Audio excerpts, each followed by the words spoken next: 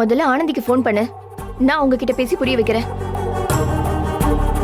நீ பேச வேணாம், நானே பேசுறேன்.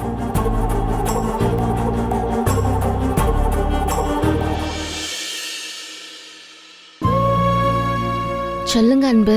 நான் யாழினி பேசுறேன். சொல்லு யாழினி. என்ன நினைச்சு நீங்களும் மகேஷ் சாரும் அண்ணாவை வெத்தலை பாக்கு மாத்திக்கிறதுக்கு ஒத்துக்க சொன்னீங்க?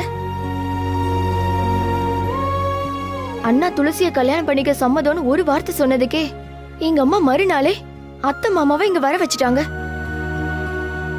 நாளைக்கு மட்டும் இது நடந்துச்சு, எங்க அண்ணாவை நீங்க முழுசா மறந்துட வேண்டியதுதான். ஏய் யாழினி, ஏற்கனவே அவ பயந்து போயிருக்கா. நீ வேற அவளை பயமுறுத்தாத மறுபடியும். கொஞ்ச நேரம் சும்மா இரு. நீ போனை கொடு. நீ சும்மா இரு, நான் பேசிக்கிறேன்.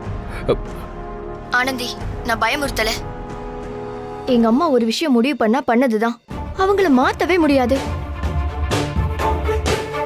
எங்க அத்தை மாமா இங்க சென்னையில இருக்கிற சில பேரை நாளைக்கு ஃபங்க்ஷனுக்கு கூப்பிடுறதுக்காக போயிருக்காங்க.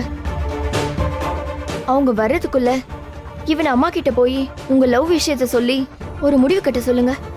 இல்ல யாழினி, உங்க அம்மா ஏற்கனவே என் மேல பயங்கர கோவத்துல இருக்காங்க. இப்ப போய் நான் இதை எப்படி சொல்ல முடியும்? யாழினி, என்ன பண்றீங்க ரெண்டு பேரும்?